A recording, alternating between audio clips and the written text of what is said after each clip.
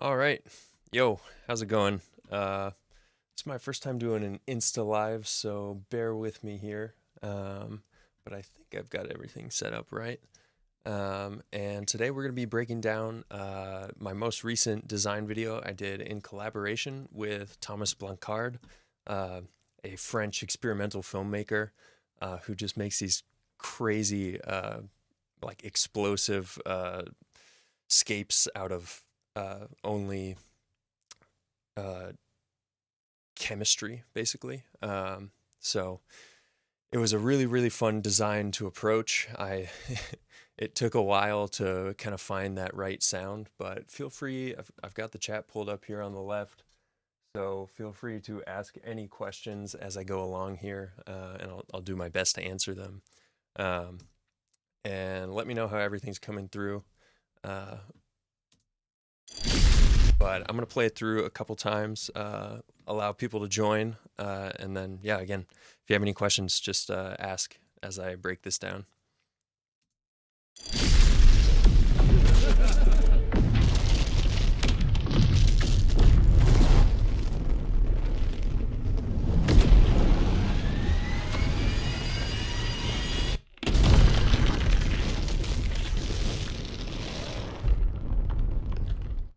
Right, so I received this video from Thomas or Tomas, and immediately kind of knew I needed to incorporate part of his design elements in there.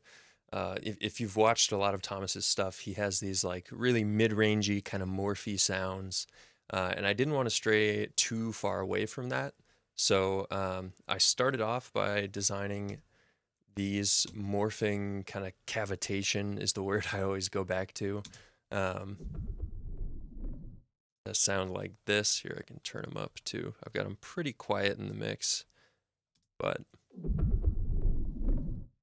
I designed these in phase plant just as this kind of bed to then build stuff on top of. And I've got one that's a little more mid-rangey, and then this one is a little more of that low-end morph, very subtle. And that was kind of my bed that I knew I wanted to start on. And then I moved directly into the explosion sounds, and I pulled from a couple libraries that I knew had that kind of morphy sound as well. Mainly Soundmorph has these little like morphy in your face wub sounds that are so common in Thomas's design. And I always start these designs in stereo, and then I move into Atmos. This, of course, is already mixed in Atmos. So if you're just joining us, yeah, I can play it all again for sure. And I'll go back and review some of this stuff as we get longer. As a quick reminder, make sure to throw on some headphones because I do have binaural. If you look in the renderer window over here, I have binaural monitoring engaged. So you'll hear, that impression of surround if you throw on those headphones. So here's the whole thing again.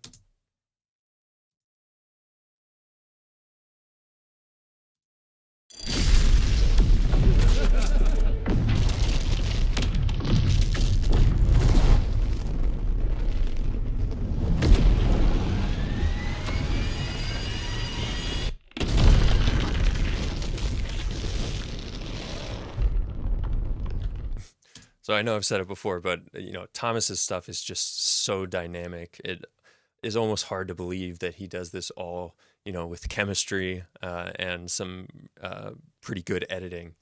But when he sent me this, I was like, oh, this is going to be awesome to design. So yeah, again, if you're just joining us, throw on some headphones and listen along. I'll play it once more through to let some more people join.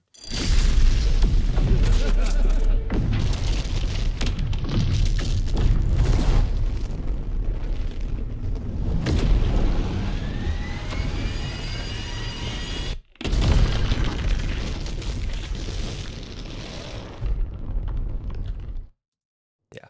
So I've said this a couple of minutes ago, but I'll say it again. I really wanted to stay true to kind of the common design elements in Thomas's work. He has a lot of these like mid-rangey, they're called like morphing sounds, which is those this type of sound you hear throughout.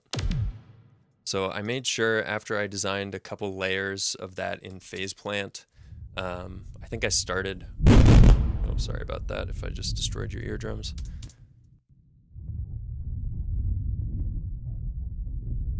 Yeah, I can absolutely show the panning. We will. I'm going to show the design real quick first, and just kind of go through it, and then yeah, we'll take a deep dive on all of the Atmos panning going on.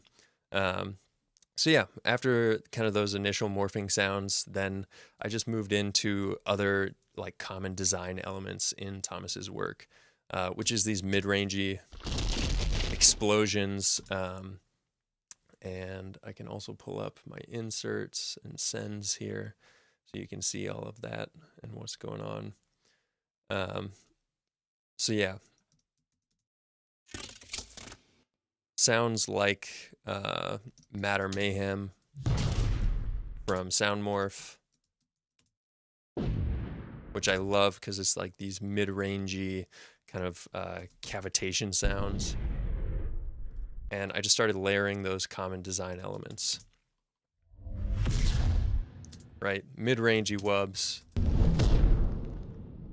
that sort of thing. And once you layer maybe, 3 or 4 of those layers on top of each other, you get to some complexities that you wouldn't have otherwise. Cinematic is another library from Soundmorph that just really, really does a good job for low end and mid range. And then I got, 5 layers or so of all of that going, and then moved on to kind of more creative design. I wanted to add my own spin on this. I didn't want to just copy what was going on before. So let me pull up some things like this. So these are my mid-rangey, distorted things that I love to do in most of my designs. If you want to hear what this sounds like before, they're just kind of these whooshy, I can turn it up too.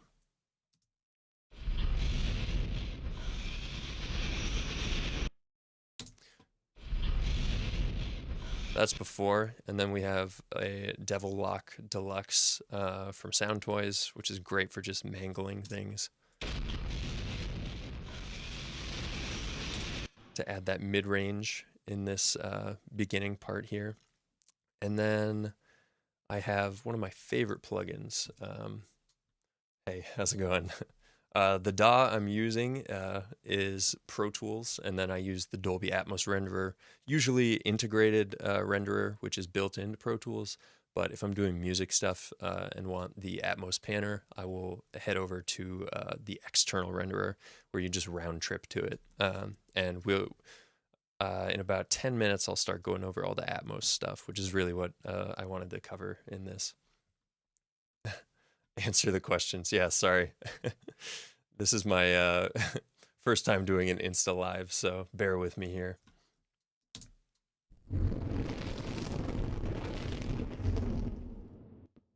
So this is another, one of my favorite things to do is take animal sounds. I feel they add a ton of like they add a ton of realism, and there's this thing that happens. Sorry, guys. Bear with me here. There's this thing that happens in kind of psychoacoustics when we hear something like an animal sound or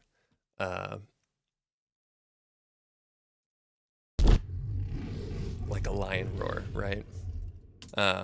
And if you layer that in underneath some other stuff, and then I threw this through NuDistort,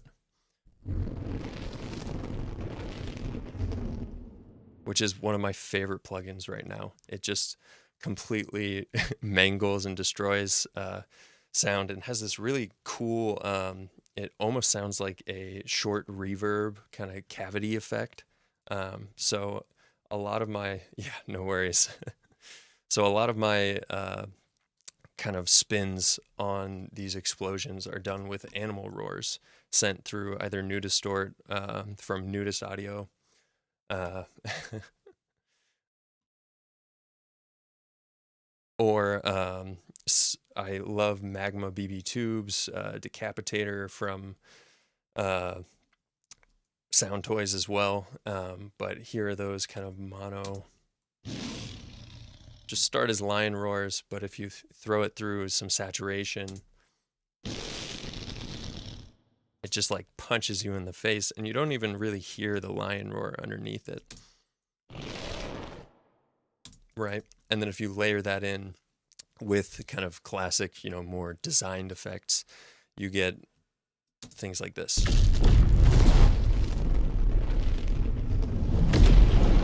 Which just adds depth and this kind of realism to your design if you layer in those real world sounds. So that's kind of enough on the design. I want to touch a lot on what's going on with the Atmos. So on every track, basically, we can solo out. Let's find one of these explosion tracks here. On every track, you have either the option to go to bus mode, which is your classic. Yeah, I will do a YouTube video as well.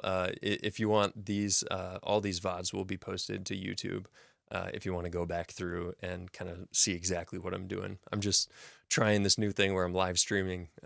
So thanks for bearing with me. I'll get better at it, I promise. So on a track in Pro Tools, I can make this much larger. You have either bus mode or object mode when you're mixing into the integrated renderer. And bus mode is the classic stereo or whatever channel count you're mixing to, whether it be 5.1, 7.1, which happens on this panner over here, if you can see that. I'm going to move the window over just a little bit so you can see this a little better. And then you also have what's called object mode, which sends our 3D panner through an Atmos object. And if you look at the renderer window over here, there's 128 of these little dots over here, and those all are individual channels that can be mixed spatially through Atmos. So this one is now in object mode, and initially it's going to start as just a stereo object. It'll literally place them exactly left, right, as far back in this kind of virtual room here as it can go. And you can see if I drag the Atmos object, it moves all the way over to the left. That's the left channel where it's going to start, and then here's where the right channel is going to start. And then you can open up panning. This looks incredibly daunting when you first take a look at it. Basically, these are all of the different parameters that can change when you move an Atmos object around in our virtual room here. And we're monitoring in binaural, which is headphones over the ears, and it's basically rendering a space in two channels. Atmos has a really good algorithm that allows us to do that with some cool psychoacoustic tricks, where it's basically applying delays from one ear to another. It's much more complicated than that. They use things called head return transfer functions if you're really wanting to get into it. But all you really need to know is that when wearing headphones, it'll sound like a sound is moving around you in a room. So when we open up our panning here, initially, this is going to be blank. And I can do that real quick if I just duplicate this track. And open this back up and just select everything on here. And again, this is Pro Tools Dolby Atmos mixing.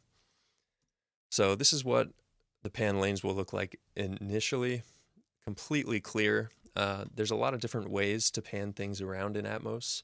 Probably the most common in a big studio is changing your automation mode to latch, and then you can either use joysticks on a big console, or you can move these objects by hand. And if I hold Shift spacebar, it's going to do half speed playback. And I can move that around our virtual room. I gotta enable pan automation though.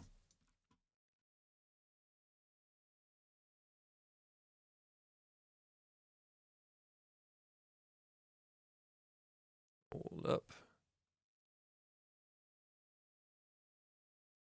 Gotta assign this to a free object.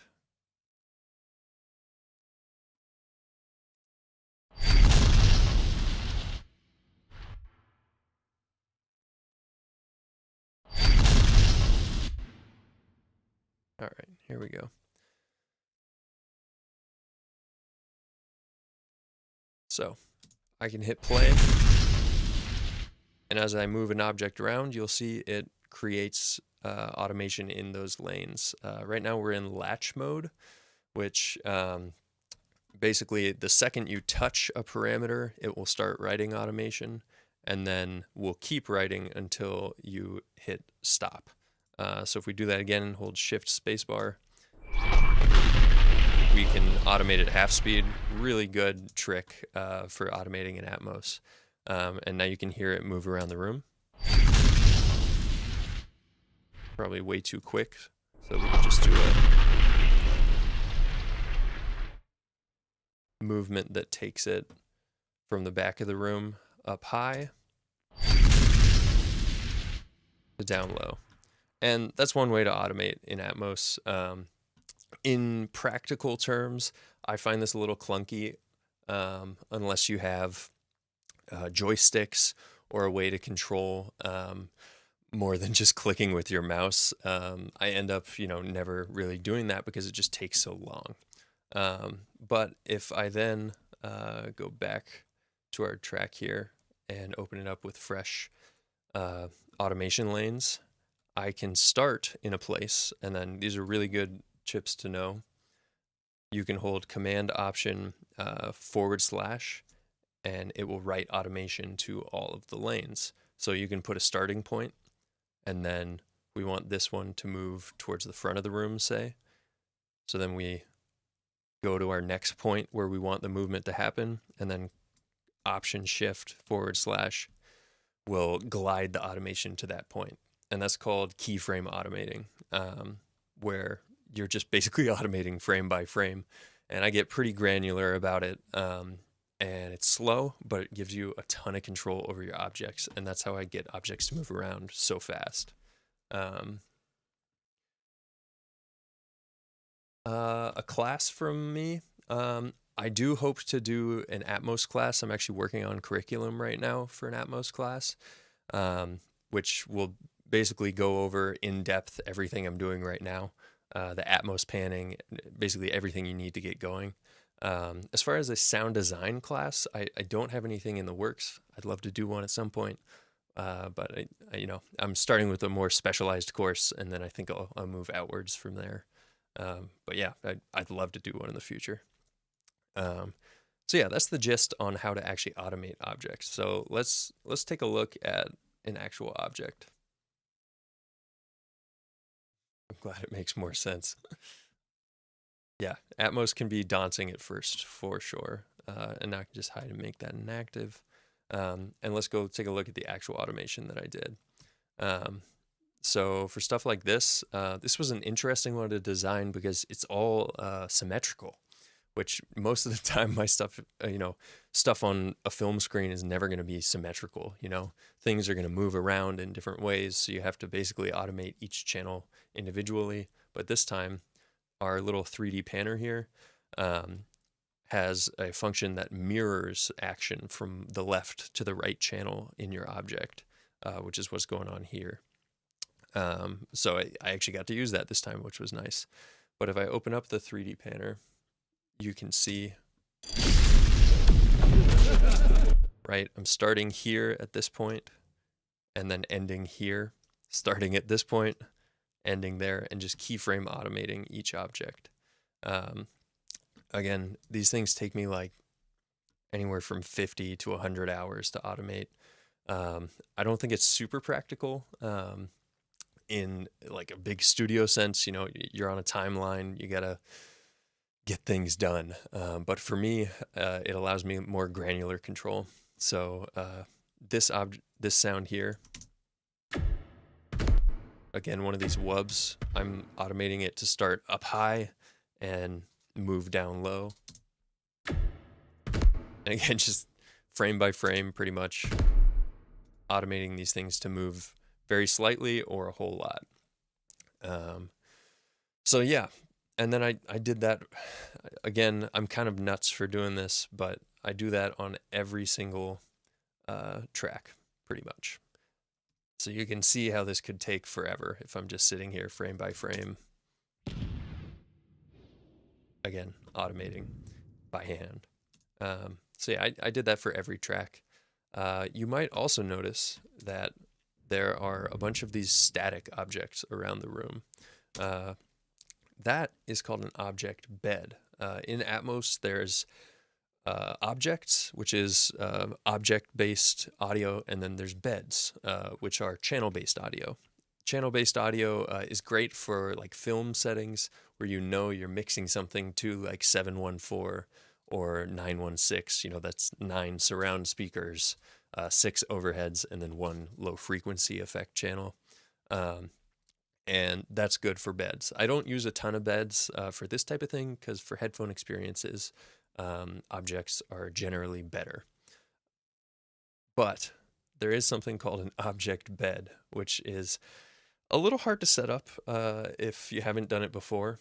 But I'm basically putting an object at each point where a speaker would be in a room and putting that around the listener. So here I have my left channel, which is that little left dot on the renderer. And then I do that for each place that a speaker would be in a room, right? So those are my rear wides, left surround side, right surround side. And then I do that for each of the speakers, as well as the low frequency effect channel. And in effect, what that allows me to do is put a virtual, channel-based setup around the listener. So then I can use more traditional things like, for instance, these convolution reverbs, which I'm sending through a 916 configuration into that static object bed. So it allows me to create spaces out of nothing, basically. And all of this audio, as well as the panning information from these tracks, is going directly into these. I have 2 reverbs, and I'm kind of automating in and out of certain reverbs as I go along. If I solo out.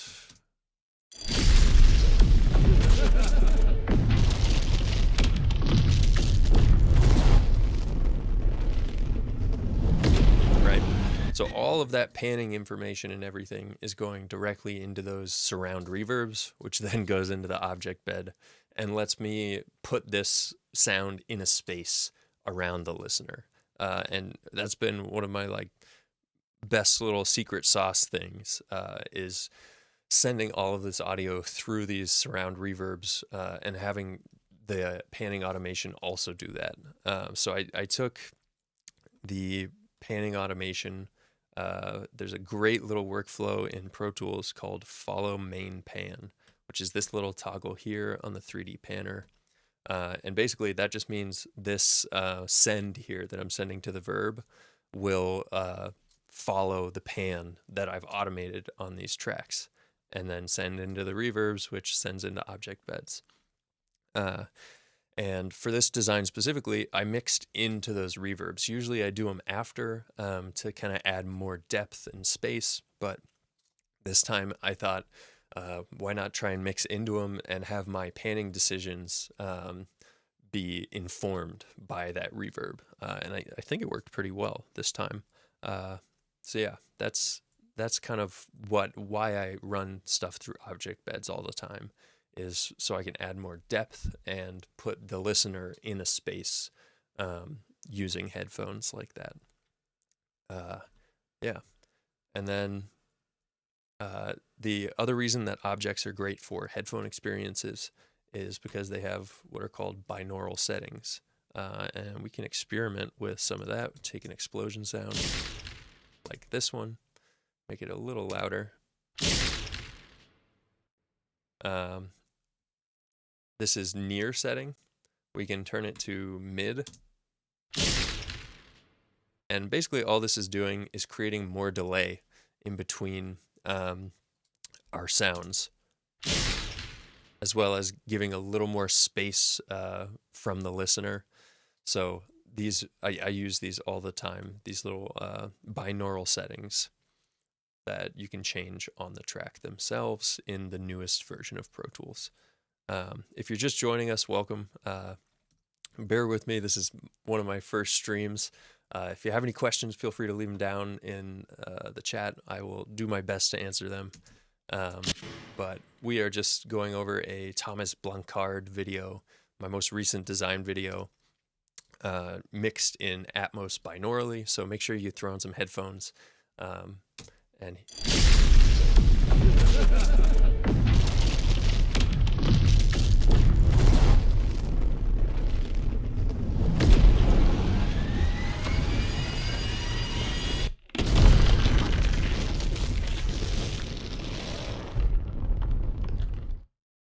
yeah, that's the whole video. That's really all I wanted to break down. I've also got a cool thing you can do with object beds is if you have, say, a 5/1 recording like this, or this, and that's 5 channels around the listener and 1 LFE. You can then send them through the 5/1 setup in your object bed. So I've got a few of these kind of 5/1 recordings throughout.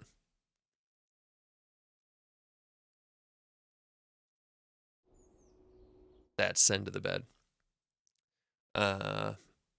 Besides that, everything else was just little design elements that I've, automated around.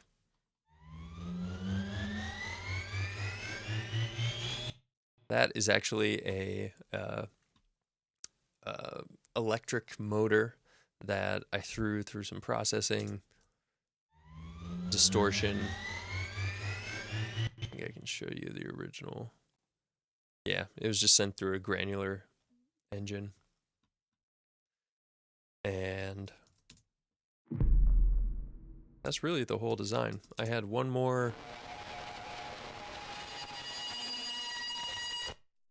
little design element that I destroyed through some other distortion and everything, and put through one of my favorite plugins called Magma Little Tube. The whole Magma series from Waves is just awesome. If it would load.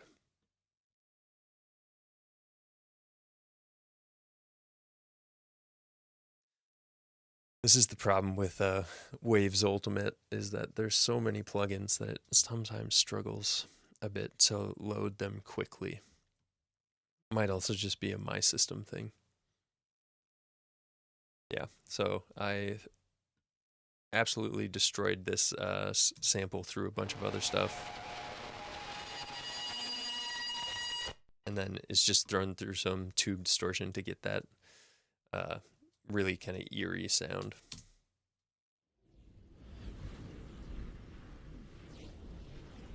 And one of my favorite parts to automate in this whole project was these water movement and kind of airy sounds that I'm sending basically in circles around the listener. And the way you can do that, again, is just keyframe automating.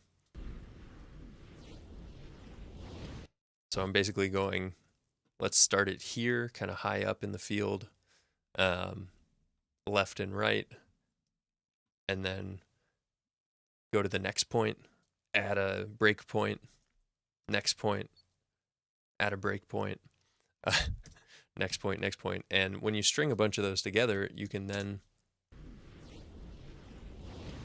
move them around the listener in circles.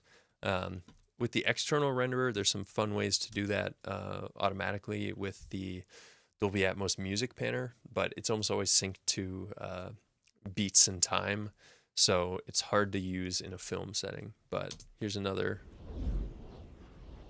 These I actually automated using the latch feature, where you take your 3D panner and move it around the listener mirrored like that, and you end up with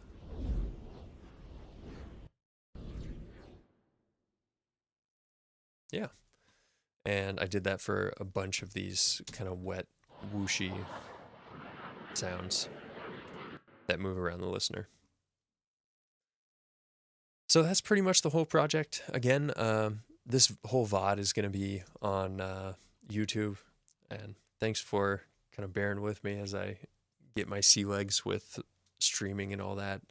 I think it'll be good because I can just post these VODs and then grab clips from them and that sort of thing without having to go through and edit the whole video. I'll probably still edit some videos from the streams, but this is just a good kind of workflow for me. Over on YouTube, I'll also probably start streaming my design processes for all of this, and also post them as VODs. So here's the whole thing once more, and that's pretty much all I wanted to break down.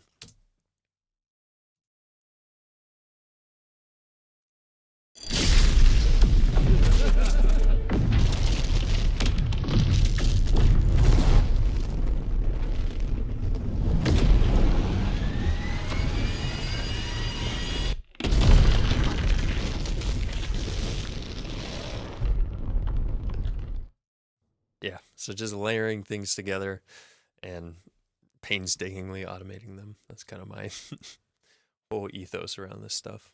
But thanks for joining if you did. And again, feel free to check out the VODs on YouTube or Twitch. I believe they're up on there as well. So thanks so much.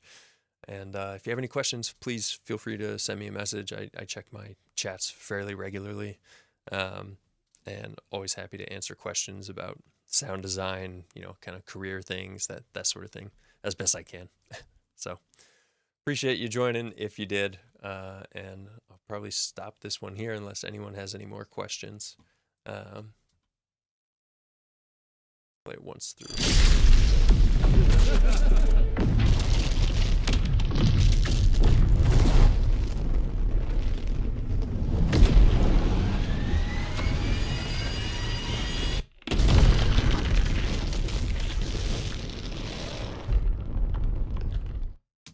So thanks for joining. If you did, I really appreciate it. And let me know if you have any questions. We'll see you next time.